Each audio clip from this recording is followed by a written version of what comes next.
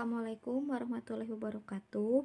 Bertemu lagi dengan Ibu di pertemuan ke-6 pembelajaran Bahasa Indonesia. Nah, hari ini kita akan belajar mengenai teks eksposisi.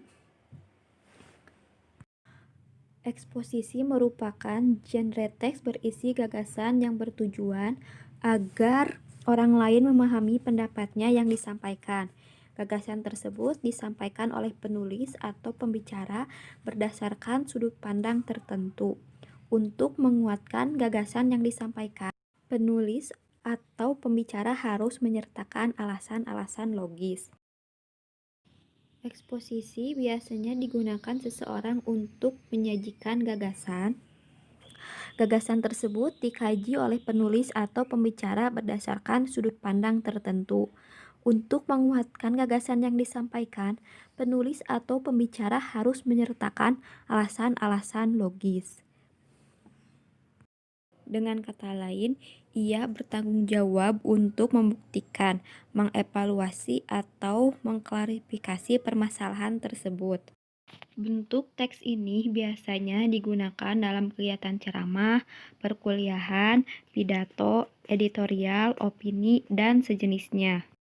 Nah, hari ini kita akan mengidentifikasi tesis, argumen, rekomendasi dalam teks eksposisi. Tesis atau pernyataan pendapat adalah bagian pembuka dalam teks eksposisi. Bagian tersebut berisi pendapat umum yang disampaikan penulis terhadap permasalahan yang diangkat dalam teks eksposisi. Argumentasi merupakan unsur penjelas untuk mendukung tesis yang disampaikan. Argumentasi dapat berupa alasan logis, data hasil temuan, fakta-fakta, bahkan pernyataan para ahli. Argumen yang baik harus mampu mendukung pendapat yang disampaikan penulis atau pembicara. Rekomendasi atau penegasan ulang bertujuan untuk menegaskan pendapat awal serta menambah rekomendasi atau saran terhadap permasalahan yang diangkat. Kegiatan mendengarkan dan membaca teks eksposisi banyak sekali manfaatnya. Salah satunya, kamu akan mengetahui keterkaitan antara permasalahan dengan argumentasi yang disajikan. Dengan menelaah argumentasi yang disampaikan penulis atau pembicara, kamu akan dapat meyakini, lalu menerima pendapat yang disampaikan. Namun, jika argumen yang disampaikan lemah dan tidak meyakinkan, kamu dapat saja menolak pendapat yang disampaikan. Salah satu bentuk komunikasi lisan yang menggunakan teks eksposisi adalah berpidato.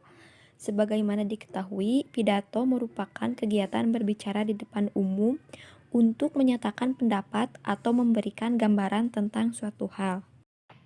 Pada bagian ini, kamu akan belajar untuk memahami isi teks eksposisi lisan atau pidato. Untuk itu, dengarkanlah pembacaan pidato yang akan dibacakan oleh Ibu. Nah, di sini ada teks pidato yang berjudul Bahaya Narkoba bagi Generasi Muda. Dibacakan ya. Assalamualaikum warahmatullahi wabarakatuh. Salam sejahtera bagi kita semua. Bapak Kepala Sekolah yang saya hormati, Bapak dan Ibu Guru yang saya taati, serta teman-teman yang saya kasihi. Semoga aktivitas kita pada hari ini menjadi amal kebaikan bagi kita semua. Sebelum menyampaikan pidato tentang bahaya narkoba bagi generasi muda, izinkanlah saya mengajak Bapak, Ibu, serta hadirin semua untuk mensyukuri nikmat Tuhan. Hanya berkat nikmat Tuhanlah kita dapat bertemu dalam kegiatan seminar hari ini.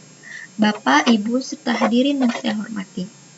Dewasa ini, narkoba telah menjadi ancaman yang sangat mengerikan bagi generasi muda, yang berarti juga menjadi ancaman bagi keberlangsungan bangsa Indonesia.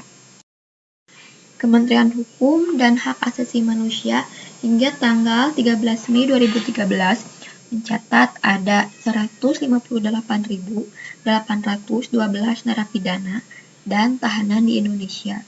51.899 orang diantaranya terkait kasus narkoba.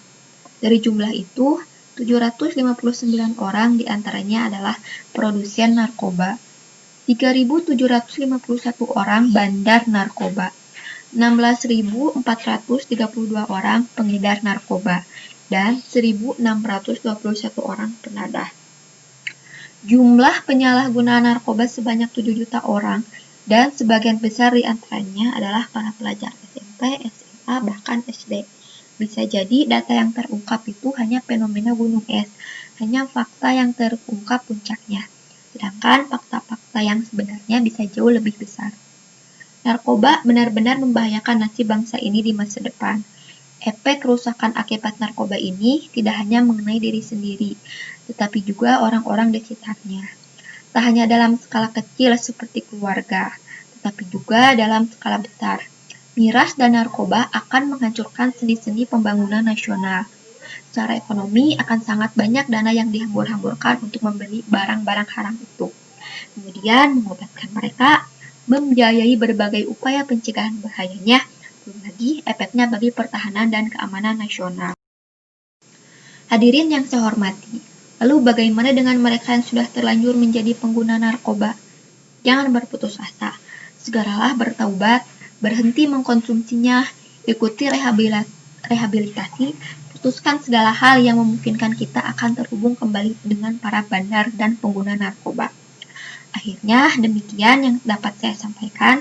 Semoga bermanfaat dan menginspirasi bagi kita semua dalam mengisi hidup dengan aktivitas yang berharga dan bermanfaat. Terima kasih. Wassalamualaikum warahmatullahi wabarakatuh. Nah, sekarang kita analisis isi pidato tersebut dengan memperhatikan tabel berikut ya. Dari tabel ini ada pendapat dan ada juga argumen. Nah, pasti perbedaan pendapat dan argumen. Nah, kalau pendapat merupakan bagian pembuka dari sebuah teks eksposisi yang berupa pernyataan umum terhadap permasalahan yang diangkat oleh penulis. Nah, di sini permasalahannya apa? Pernyataan umumnya apa? Nah, permasalahannya itu yaitu narkoba berbahaya bagi generasi muda. Kemudian argumen. Argumen merupakan unsur penjelas untuk mendukung tesis atau pernyataan umum yang disampaikan oleh penulis yang berupa alasan logis, data hasil temuan, fakta-fakta, bahkan pernyataan para ahli. Nah, di sini bersatu, jumlah penyalahgunaan narkoba sebanyak 7 juta orang dan sebagian besar diantaranya adalah para pelajar SMP, SMA, bahkan SD. Nah, itu ada data hasil temuannya ya. Nah, datanya itu ada 7 juta orang yang menjadi penyalahguna narkoba. Kemudian yang kedua, efek kerusakan akibat narkoba ini tidak hanya mengenai diri sendiri, tetapi juga orang-orang di sekitarnya. Nah, fakta ya. Nah, karena narkoba itu tidak hanya merusak diri sendiri, tetapi juga orang-orang di sekitar kita. Seperti keluarga, teman, handai taulan, dan lain-lain. Kemudian yang ketiga, tak hanya dalam skala kecil seperti keluarga, tetapi juga dalam skala besar. Miras dan narkoba akan menghancurkan sendi-sendi pembangunan nasional. Ya, fakta ya. Kemudian, secara ekonomi akan sangat banyak dana yang dihambur-hamburkan untuk membeli barang-barang haram itu. Kemudian mengobatkan mereka, membiayai berbagai upaya pencegahan bahayanya, belum lagi efeknya bagi pertahanan dan keamanan nasional. Nah, fakta ya, secara ekonomi akan sangat banyak dana yang dihamburkan untuk membeli barang-barang haram itu. Nah, kemudian di sini ada rekomendasi. Rekomendasi itu penegasan ulang.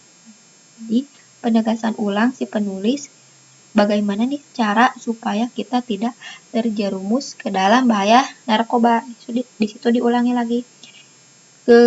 Sebagai generasi muda, calon penerus bangsa, seharusnya kita menyiapkan diri menjadi generasi yang berkualitas.